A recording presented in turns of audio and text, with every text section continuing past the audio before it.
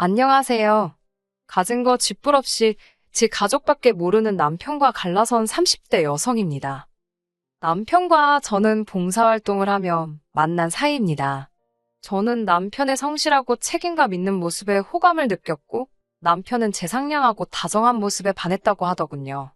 저희는 봉사활동을 마치고 맥주 한 잔을 한다던가 봉사활동을 핑계로 따로 만나서 밥을 먹고 차를 마시는 식으로 사적인 만남을 몇 번 가졌는데 그만 이 사실이 눈치 빠른 누군가로 인해 봉사활동 모임 내에서 소문이 났어요. 그렇게 저희는 얼떨결에 공식적인 커플이 되었지요. 그렇게 남편과는 총 2년의 연애를 했는데 연애하는 동안 소위 서로 눈에서 눈물 나게 하는 일 없이 큰 사건 사고 없이 잘 만났습니다.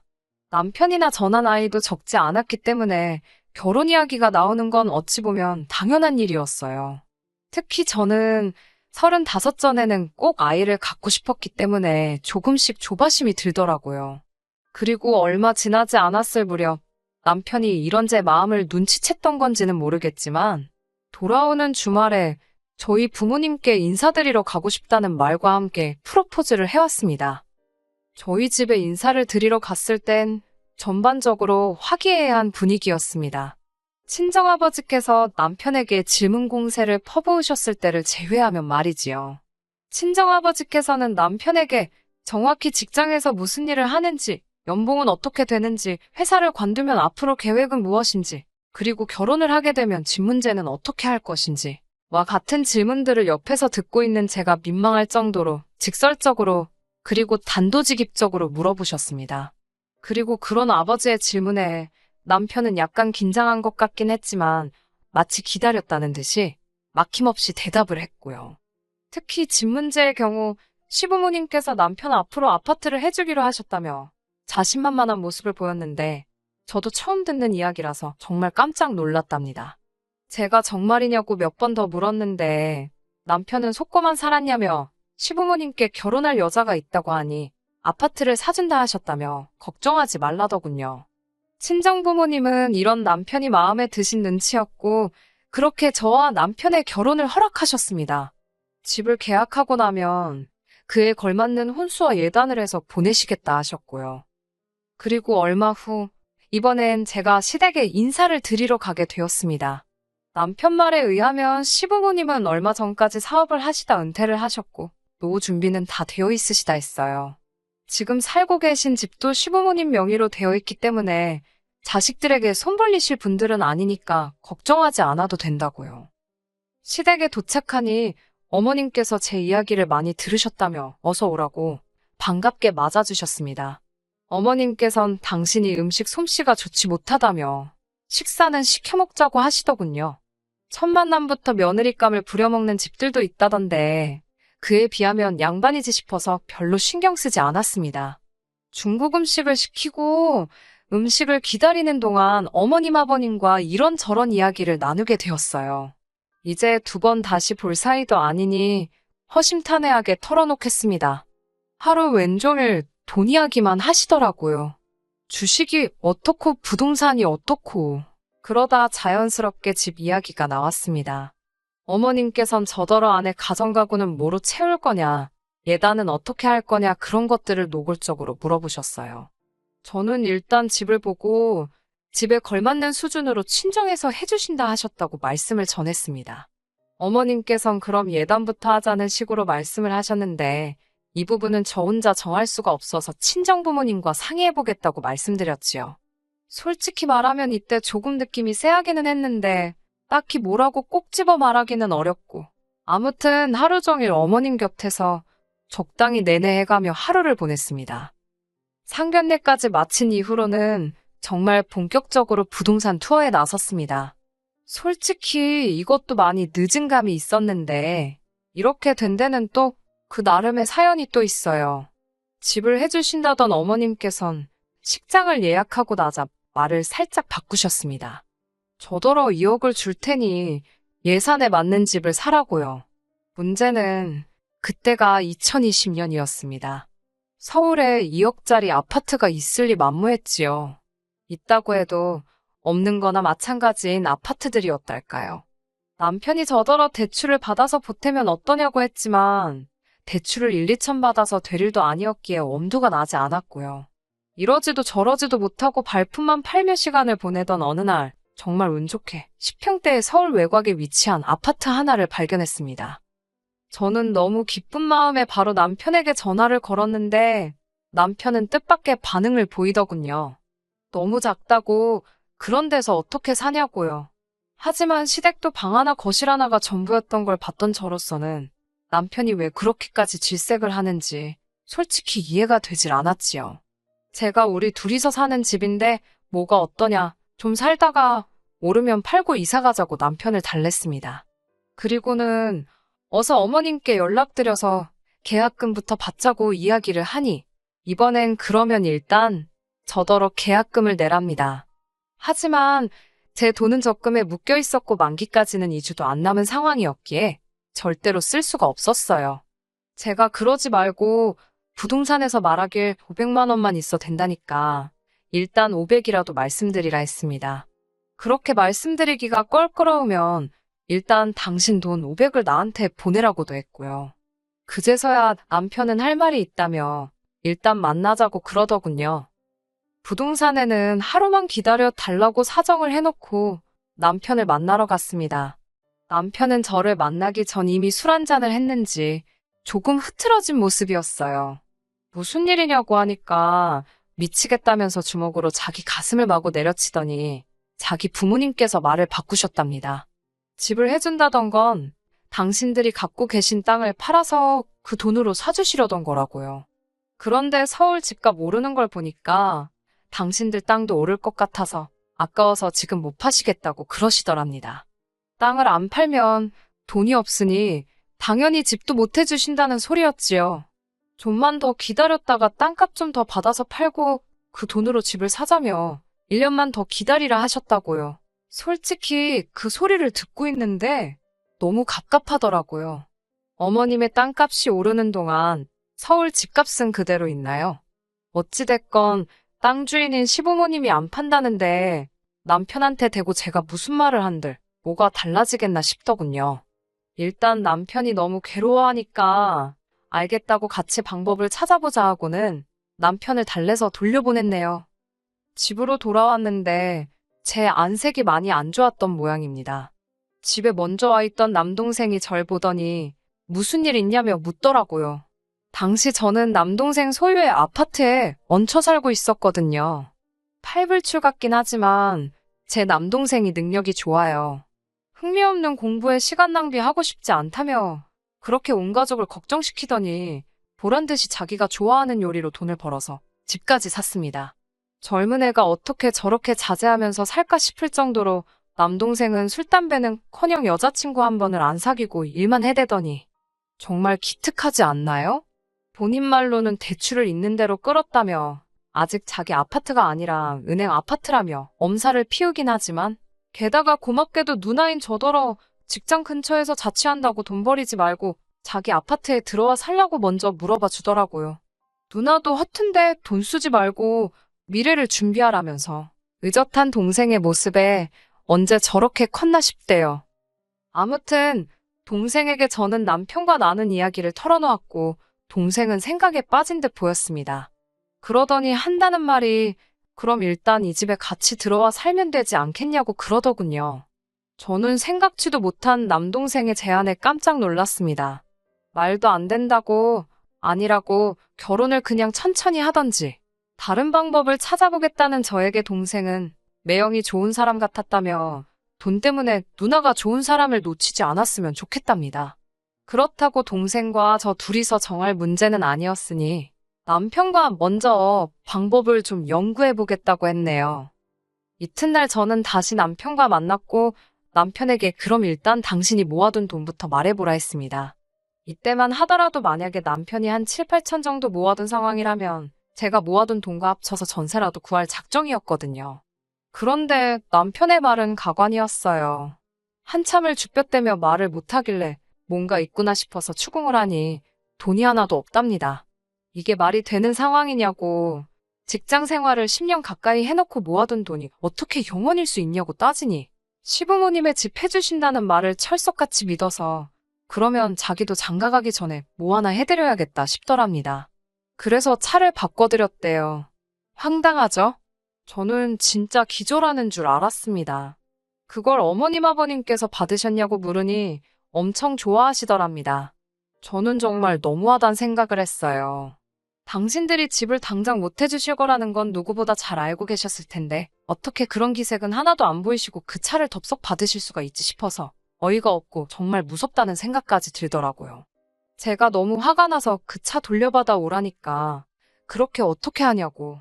그러면서 자기도 죽고 싶다고 너무 답답하다고 또 가슴을 내리치는데 그래도 그놈의 정이 뭔지 또 보고 있으니 마음이 안 좋더라고요. 아무리 머리를 싸매고 고민을 해봐도 방법이 안 나와서 결국 남편과 함께 친정부모님을 찾아가 사실대로 다 말씀드렸습니다. 그리고 친정부모님이 보여주신 반응은 솔직히 제 예상보다 훨씬 안 좋았어요. 남편 잘못이 아닌 건 알지만 어째서 나이도 먹을 만큼 먹은 양반들이 그렇게 무책임하냐고. 이러다 이 결혼 파토 나면 아들한테 무슨 원망을 들으려고 그러시는지 모르겠다. 우리를 얼마나 만만히 보면 결혼식이 코앞인데 직접도 아니고 아들을 통해서 그 소리를 듣게 하냐며. 솔직히 저희 아버지 말씀이 거칠긴 했지만 틀린 말은 하나 없었어요. 하지만 친정부모님께서도 차마 파혼하라 소리는 못 하시더군요. 그럴만도 한 게 청첩장도 이미 다 돌렸지. 게다가 저희 친정부모님은 두 분 다 교직에 오래 계셨고 그쪽이 체면 같은 걸 많이 중시하는 분위기거든요. 저도 저대로 사람들한테 차마 파혼했다 소리할 자신이 없었고요. 돌이켜 생각해보면 이혼보다는 파혼이 100배 1000배 나은 건데 그때는 이혼은 아예 생각지를 못했으니 결국 친정부모님께서는 동생의 의견대로 하자 했고 대신 혼인신고는 하지 말라셨습니다. 남편은 결혼식 당일날도 저희 부모님 앞에서 고개를 똑바로 들지 못했는데 그만큼 남편이 저자세로 나가서 그나마 저희 부모님도 노여움을 어느 정도는 가라앉히실 수 있었던 것 같아요. 그리고 그때는 시부모님도 어느 정도는 미안한 기색을 보이셨고요. 그런데 어쩌다가 근 1년 만에 그렇게 뻔뻔하고 염치가 없어진 건지 알다가도 모를 일이에요. 제가 너무 잘해주고 저희 부모님도 별 말씀을 안 하니까 호구로 본 건가 싶기도 하고 남동생의 배려로 저희가 큰 안방을 쓰게 되었고 남동생은 작은 방을 쓰게 되었습니다. 제가 아니라고 우리가 작은 방을 써도 된다고 몇 번을 사양했지만 동생은 자기는 어차피 대부분의 시간을 매장에서 보내고 집에서는 잠만 잔다며 괜찮다고 하더군요. 동생의 배려는 이뿐만이 아니었습니다. 쉬는 날 TV 보는 게 유일한 낙인 아이인데 저희가 불편할까봐 그런 건지 어쩌다 쉬는 날에도 밖에 나가거나 있어도 방 안에서 도통 나오지를 않더라고요. 사소하지만 정말 많은 부분에서 동생이 신경 써주고 있다는 걸 누나인 저는 느낄 수 있었어요. 저는 솔직히 제가 남동생에게 고마운 만큼 남편도 어느 정도는 고마움을 느끼고 있을 거라고 믿었습니다. 그런데 얼마 전 정말 말 같지도 않은 소리를 하더라고요. 얼마나 어처구니가 없는 소리를 했는지 그게 결국 저희가 헤어지게 된 결정적인 이유가 되었을 정도입니다. 저에게 남동생이 있듯 남편에게도 여동생이 있습니다. 차이가 있다면 남편과 신우의 나이 차이겠지요.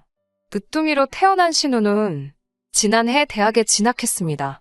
목표는 다른 수험생들과 마찬가지로 서울 안에 있는 대학에 가는 거였다는데 결과가 좋지 않아서 시댁 근처에 있는 대학에 갔어요. 그리고 그런 신우가 서울에 올라왔다고 연락을 해왔습니다.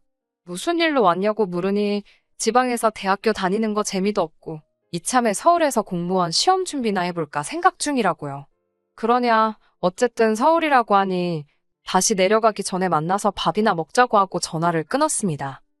그런데 얼마 지나지 않아 이번엔 남편에게 전화가 걸려왔어요. 방금 자기 여동생하고 통화하지 않았냐길래 했다고 서울에 놀러 왔다더라고 하니 한숨을 푹 내쉬고는 어디서 자는지 물어봤냐입니다. 그걸 내가 물어봤어야 하냐니까 그럼 걔가 서울에 아는 사람이라곤 우리밖에 없는데 당연한 거 아니냐대요. 살짝 어이가 없어서 진짜 그런 거면 오히려 신우가 우리한테 먼저 연락을 하고 왔어야 하는 거 아니냐니까 애가 아직 어려서 그런 건 좀 깜빡할 수도 있는 거 아니냐며 일단 우리 집으로 데려오겠다더군요. 제가 미쳤냐고 지금 당신도 처남한테 신세 지고 있는 거 잊었냐고 절대로 집으론 데려오지 말라고 했어요. 그러자 남편이 그러면 뭐 자기 여동생은 어디서 재우냐고 짜증을 내길래 호텔로 데려다 주든 어쩌든 알아서 하라고 집은 안 된다고 전 정말 확실히 의사표현을 했네요. 하지만 퇴근 후 집에 도착하니 현관 앞에 못 보던 여자 신발이 있더군요. 아니나 다를까 남편이 신우를 데리고 온 거였지요. 신우 보는 앞에서 남편한테 화를 내기도 그래서 따로 얘기 좀 하려는데 현관문 열리는 소리와 함께 동생이 들어왔습니다.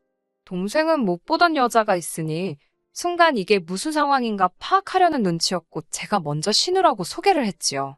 남동생도 그제서야 안심했다는 듯 매영이 누나 몰래 여자라도 데려온 줄 알고 깜짝 놀랐다며 신우에게 인사를 하곤 커피 한 잔 하러 들린 거냐고 묻더라고요. 제가 먼저 그렇다고 둘러댔고 남동생은 방으로 들어갔습니다. 동생이 없는 틈을 타 남편더러 적당한 때 신우를 돌려보내라 했습니다. 그런데 남편은 저더러 집주인도 아니면서 왜 제가 난리냐고 오히려 저를 이상한 사람 취급을 하더라고요. 그러더니 제 동생한테 얘기 좀 하자며 방 밖으로 불러냈습니다. 그리고는 터무니없는 소리를 짓거리대요. 자기 여동생이 몇 살인데 겁이 많고 어쩌고 쓸데없는 소리를 늘어놓더니 당분간 신세 좀 져도 되겠냐고요. 제 동생은 좀 당황한 눈치로 저를 쳐다봤고 저는 신우를 피해 고개를 절레절레 저었습니다. 하지만 제 동생은 잠깐 고민하는 듯 하더니 정갈대가 없으면 갈대 정해질 때까지 있는 건 괜찮다고 하더라고요. 저 바보 같은 녀석 듣고 있는데 어찌나 속이 너무 상하던지요. 그리고는 동생이 할 일이 있다며 방에 들어가려는데 다시 남편이 동생을 붙잡더니 한 가지만 더 부탁을 하잡니다. 이번엔 또 무슨 헛소리를 하려고 저러나 싶어서 저도 모르게 나를 세워 듣고 있었습니다. 남편이 한다는 말이 제 동생이 키도 크고 덩치도 커서 자기 여동생이 좀 두려움을 느끼는 것 같다면서 혹시 오늘 나가서 자면 안 되냐입니다. 제 동생이 그게 무슨 뜻이냐고 되물으니 당분간 그러니까 자기 여동생이 이 집에 있는 동안은 처남이 밖에서 숙식을 해결하면 안 되겠냐고 묻더라니까요. 듣다 못한 제가 남편 뒤에 숨은 신우를 향해 소리를 질렀습니다. 아가씨가 지금 연락도 안 하고 온 덕분에 이게 다 무슨 상황이냐고. 아가씨는 오늘 호텔 가서 자라고요. 그리고 남편한테도 내 동생 괴롭히지 말고 그렇게 아가씨 걱정이 되면 같이 나가라고. 같이 옆에서 자장가 불러주고 재워주든지 하라고. 여기 내 동생 집이고 우리 엄연히 빌부터 살고 있는 건데 당신이 뭔데 내 동생더러 나가라 말하냐고 아주 따발총처럼 쏴댔네요. 그러자 신우가 저더러 너무한답니다. 자기가 제 여동생이었어도 그랬겠냐고 그러길래 제 여동생이면 안 그랬겠죠. 라고 받아쳐버렸어요. 그리고는 남편한테 네 동생은 네가 챙기라고 내 동생은 내가 챙긴다고 악을 썼네요. 그러자 남동생이 누나 그만하라면서 매영 진짜 갈 곳이 없어서 그런 거면 거실에서라도 재우고 그게 아니면 억지 그만 쓰시면 좋겠다고 점잖게 말하더라고요.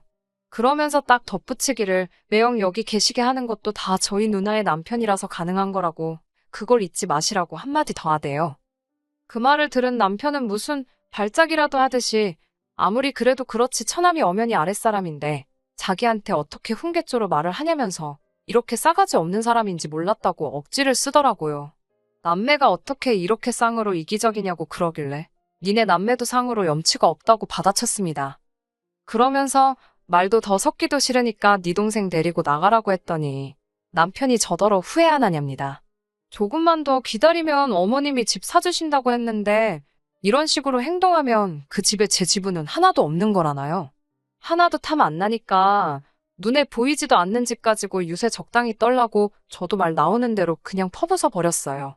그러면서 꺼지라고 아주 악을 쓰니 제 기세에 눌렸는지 남편이 어버버하면서 신우를 데리고 나가더군요.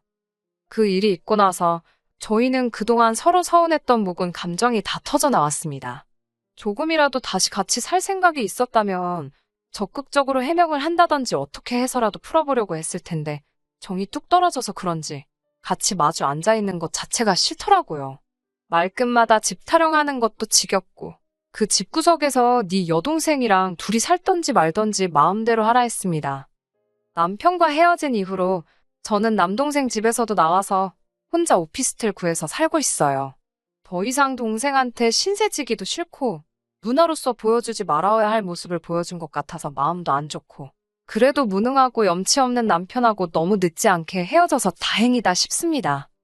얼마 전에 시부모님 소유의 그 땅, 그냥 심심해서 인터넷에 검색해봤는데, 오르기는 개뿔, 그때보다 더 떨어졌더군요. 평생 그 소중한 땅 쥐고서 품에 꼭 끌어안고 살았으면 좋겠네요. 너무 고소합니다. 끝까지 들어주셔서 감사합니다. 오늘의 사연은 여기까지입니다. 구독과 좋아요, 알람 설정 부탁드리고 더 좋은 사연으로 다시 찾아뵙겠습니다. 감사합니다.